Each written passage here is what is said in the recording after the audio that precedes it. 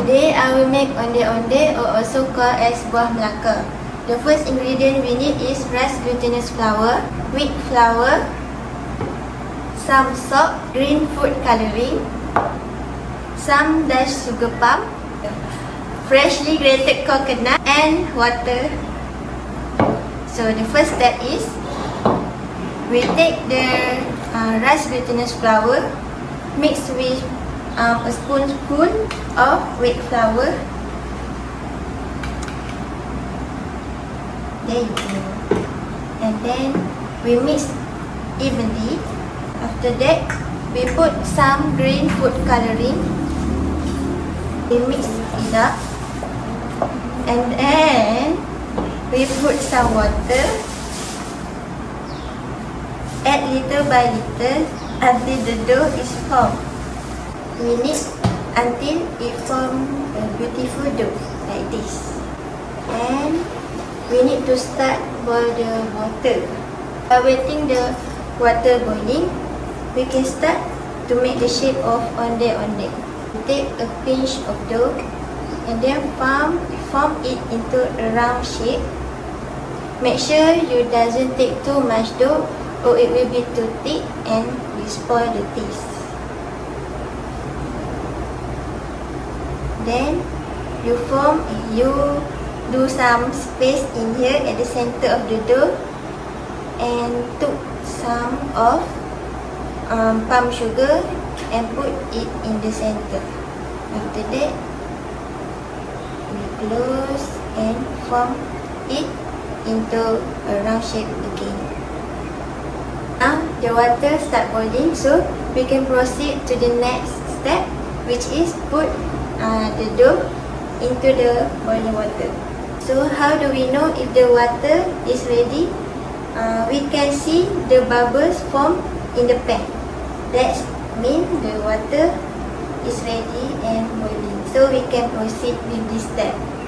Another tip is, if you don't have pandan leaf, you can use this food coloring, which what I use in this process. Now while waiting the dough floating, which is the dough is done, we can make the coconut. Use just a little bit or use your instinct. You see how much your coconut, so you just put like this. I think it's enough, and then mix evenly. Because when the dough is ready, we need to quickly put the dough in this. Now we already can see the dough start floating, which means it is already done. Now we can take the dough out from the boiling water and dip into the coconut. So it's the final product of onde-onde.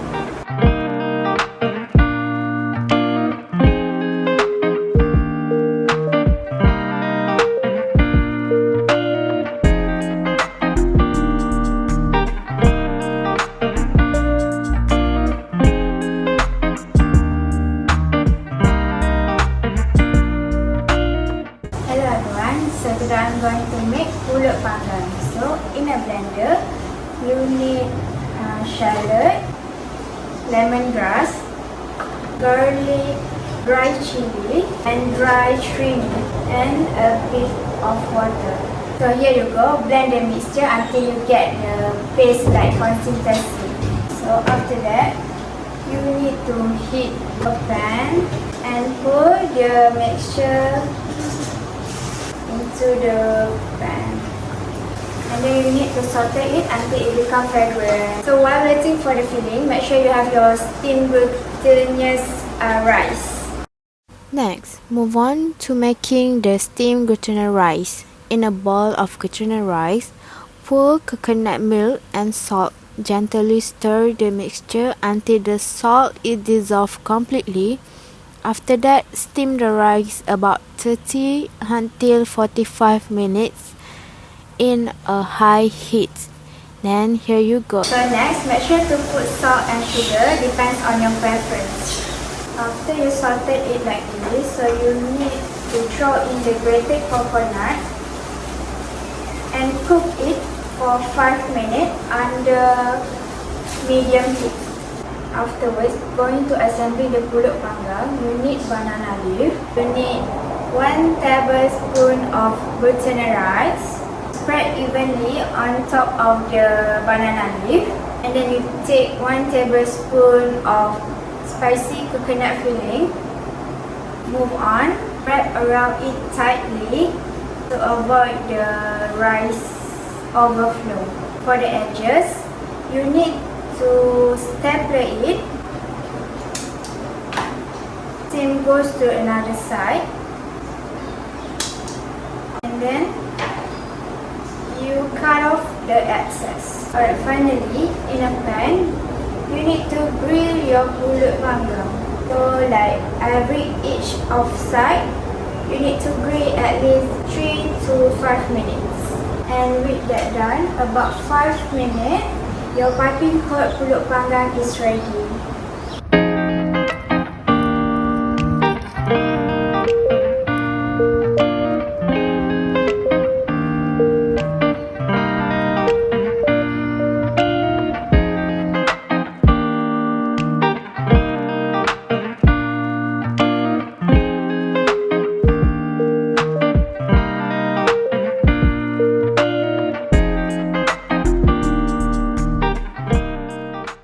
Hi everyone, today I'm going to demonstrate on how to make cemek Malay.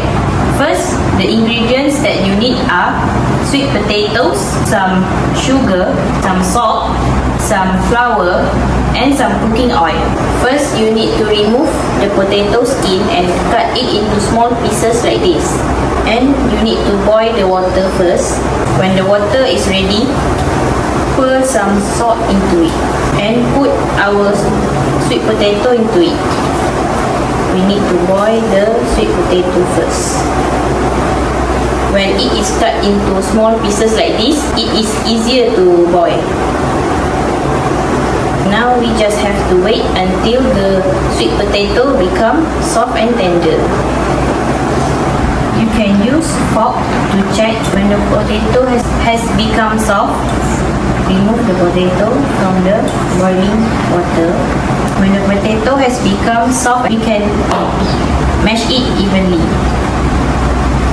After mash the potato evenly, let the potato cool down first before adding the flour. Mix some flour into it. When it comes to flour, it is fine to put a little bit more.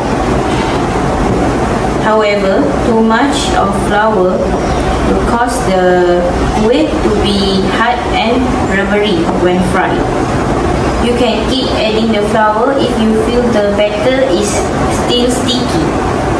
When the batter is ready, you can start shaping the cemek. However, to prevent the batter from sticking to your palms, spread some cooking oil over them.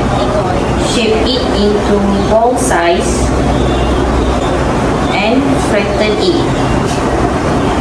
Add a spoonful of sugar and fold it. Make sure the skin is thick, so to prevent the sugar from spilling out. And the outcome will be like this. Next, we will preheat the cooking oil for deep fry the cemek. Make sure the heat is not too high, otherwise the cemek will be burnt. When the oil is ready, you can start frying the cemek.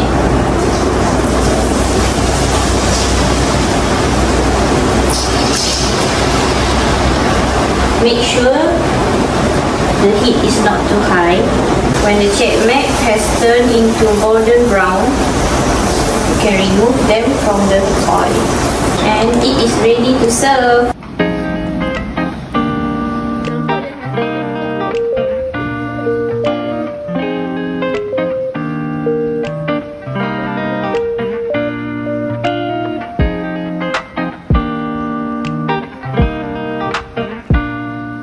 First of all, we need to prepare 2 cups of flour.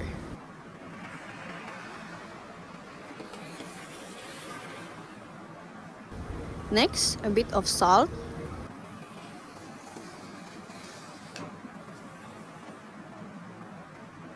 200 milliliters of coconut milk.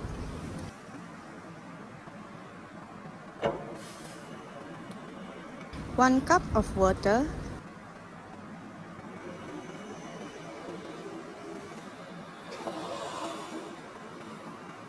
Fresh grated coconut.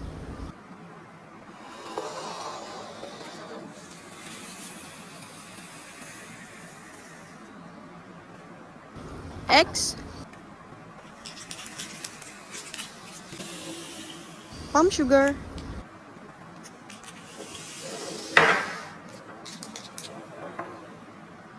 Green food coloring.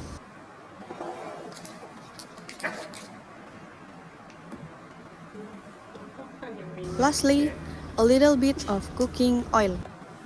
For the crepes batter, we need to sieve the flour with some salt. Next, we are going to add an egg with some water and then mix well. Next, we are going to add a little bit of oil and green food coloring. Lastly, some coconut milk. And then we whisk until the batter is smooth. The batter should be somehow like this. Preheat the non-stick pan over a low heat. Add a small amount of oil. Take the butter and spread it from the middle. Wait until it looks like this. For the filling, we are going to use water mixed with palm sugar. Once it's dissolved, add some fresh grated coconut. Let it cook for a few minutes. Once it dries out like this, we can turn off the heat and let it cool down.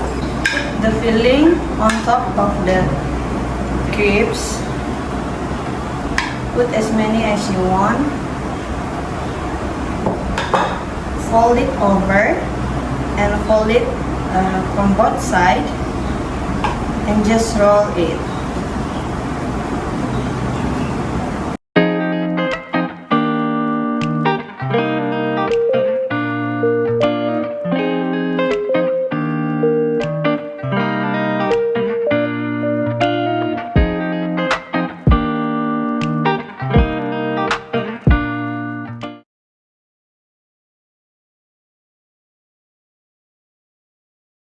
We have reached to the end of our demonstrative video.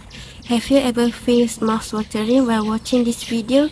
I bet this demonstrative video will shake your temptation of craving Malay Kuih. Malay Kuih should be celebrated as having a multitude of traditional nuances that colour the Malaysian image beautifully, and this holds great potential in the nation economy. In fact, with the proper adaptation of modernization, traditional Malay Kuih could be one of the thriving trades in market, either locally or internationally. The first step should be taken in order for the next step to fall into place. Proper planning and execution are keys to ensure the revival of traditional Malay Kuih in reaching the point of heritage sustainability.